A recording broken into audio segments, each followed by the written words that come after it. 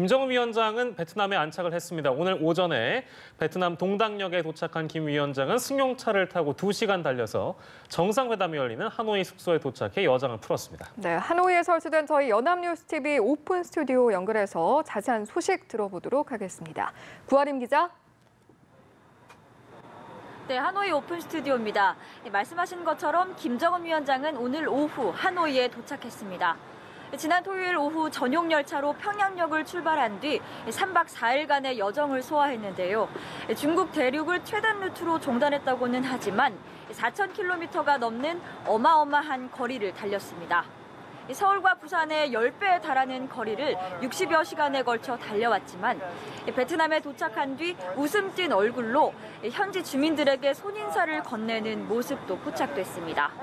김 위원장의 부친인 김정일 국방위원장은 생전에 그 나라를 잘 이해하려면 열차를 타야 한다고 말했다고 합니다.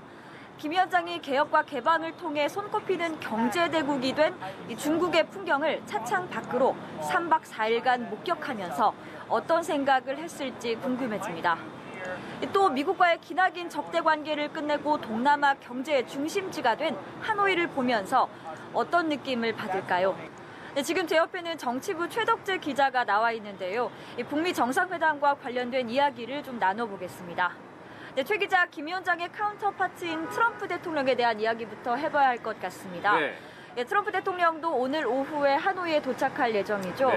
네, 김 위원장과 트럼프 대통령이 오늘 차례로 하노이에 입성하게 된다는 건데요. 이 두 정상이 재회하게 되는 시점은 언제쯤인가요? 네, 드디어 김 위원장과 트럼프 대통령이 내일 공식 환영 행사와 저녁 식사로 1박 2일간의 정상회담 일정을 시작할 예정입니다. 앞서 작년 싱가포르에서는 처음 둘이 만났을 때 회담이 끝나고 나서 오찬을 함께 했는데요.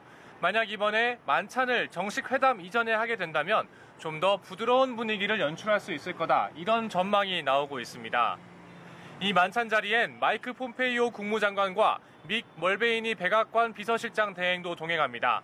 그리고 김 위원장도 참모 2명 정도를 데리고 나올 것으로 보이는데요. 아직까지 공식 발표는 없었지만 폼페이오 장관의 카운터파트인 북한 김영철 노동당 부위원장과 김 위원장의 비서실장 역할을 맡고 있는 김여정 노동당 제1부부장이 참석할 가능성도 제기되고 있습니다. 만찬 장소는 북한과 미국의 의전 실무팀이 함께 사전 점검했던 하노이의 오페라 하우스가 유력하게 거론되는데요. 이 오페라 하우스라는 장소의 특성을 생각해 봤을 때 단순히 만찬에 그치는 게 아니라 문화 행사나 이런 관람 행사도 함께 있을 수 있다, 이런 전망이 나오고 있습니다. 네, 그렇다면 본격적인 비핵화談판이 진행될 북미 정상회담은 사실 모레부터 열릴 것 같은데요. 네. 2차 정상회담은 어떤 형식으로 진행될 예정인가요? 네, 일단 이번 회담은 1대1로 두 정상이 만나는 단독 정상회담과 양쪽 대표단이 모두 배석하는 확대 정상회담 순서로 진행됩니다. 이 단독 회담과 확대 회담이 모두 다 마무리가 되면 북미 정상은 회담 결과를 하노이 선언이란 형식으로 정리해 일종의 서명 이벤트를 할 가능성이 큽니다. 참고로 1차 회담 때는 확대 회담이 끝난 뒤 양측 보좌진들이 합류해 오찬을 함께했고 그 뒤에는 공동 성명 서명식이 진행됐으니 이 점과 이번 상황을 한번 비교해서 보시면 더 좋을 것 같습니다. 그리고 북미 정상의 깜짝 이벤트에도 지금 전 세계의 관심이 모아지고 있는데요. 양 정상이 지난해 싱가포르 카펠라 호텔 정원을 1분 정도 산책했던 것처럼 이번에도 회담 전후로 신규 이벤트가 마련될 가능성이 거론되고 있습니다. 일단 회담장으로 유력하게 거론되는 하노이 메트로폴 호텔 내부에 프랑스풍으로 꾸며진 한 내부 정원이 있는데요. 현재 이곳에 개보수 작업이 이뤄지고 있는 것을 봤을 때 아마도 여기서 북미 정상이 함께 시간을 보낸다든가 이런 식으로 일종의 이벤트성 모습을 연출할 가능성도 제기됩니다. 한편 트럼프 대통령은 모레 북미 회담이 끝나면 바로 베트남을 떠날 예정이지만 김 위원장은 트럼프 대통령이 떠난 후에도 이틀 정도 더 이곳에 머물면서 남은 공식 일정을 계속 소화해 나간다는 방침입니다. 네, 두 정상을 보좌하는 수행단의 면면도 대부분 드러났다고 하는데요. 네, 그렇습니다. 그런데 도널드 트럼프 미 대통령이 수행단에서 눈에 띄는 부분이 발견됐다고 하죠? 네, 그렇습니다. 바로 오늘 공개된 2차 북미 정상회담의 백악관 수행원 명단과 관련된 내용입니다.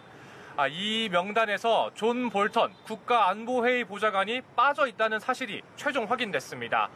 볼턴 보좌관으로 말할 것 같으면 백악관의 안보 사령탑이라 불리는 인물로 북핵 문제라는 중대한 외교 안보 현안을 다루는 이 자리에 볼턴 보좌관이 대통령을 수행하지 않는다는 것은 아무도 예상하지 못했던 시나리오다, 이런 평가가 나옵니다. 앞서 볼턴 보좌관은 지난 주말에도 우리나라 부산을 방문해 정의용 청와대 국가안보실장과 만날 예정이었지만 갑자기 방한 일정을 취소했던 적이 있죠. 당시에는 베네수엘라 사태에 집중하기 위해서란 설명이 있기는 했는데 이번엔 수행원 명단에서 아예 빠진 게 대체 어떤 이유에서인지 전 세계의 이목이 관심이 집중되고 있습니다. 특히 볼턴 보좌관은 북핵 문제에 대해선 슈퍼 매퍼로 불리는 인물입니다. 작년엔 싱가포르 정상회담을 앞두고 이른바 리비아식 모델을 언급했다가 북한을 자극하기도 했던 바로 그 인물입니다. 그런 볼턴 보좌관이 이번 수행원 명단에서 빠졌다. 이것이 이번 회담에서 어떤 영향을 줄지, 어떤 의미를 가지는 것인지 벌써부터 다양한 해석이 나오고 있습니다. 네, 그렇군요. 작은 변화가 큰 결과를 불러오는 경우가 적지 않은데요. 한반도 비핵화라는 목표가 걸린 회담인 만큼 어떤 변화든 긍정적인 결과로 이어졌으면 좋겠습니다. 김 위원장이 오늘 하노이에 도착함으로써 한반도 정세를 가를 역사적 담판의 일정이 사실상 시작됐습니다. 북한 비핵화와 한반도 평화체제 구축의 첫 이행 계획서를 만들 중대 회담이 본격 카운트다운에 돌입한 상황입니다. 저희 연합뉴스TV는 하노이에서의 김 위원장 움직임과 정상회담을 앞둔 북미 간 협상 상황을 매시간 전해드리겠습니다. 지금까지 하노이 오픈 스튜디오였습니다.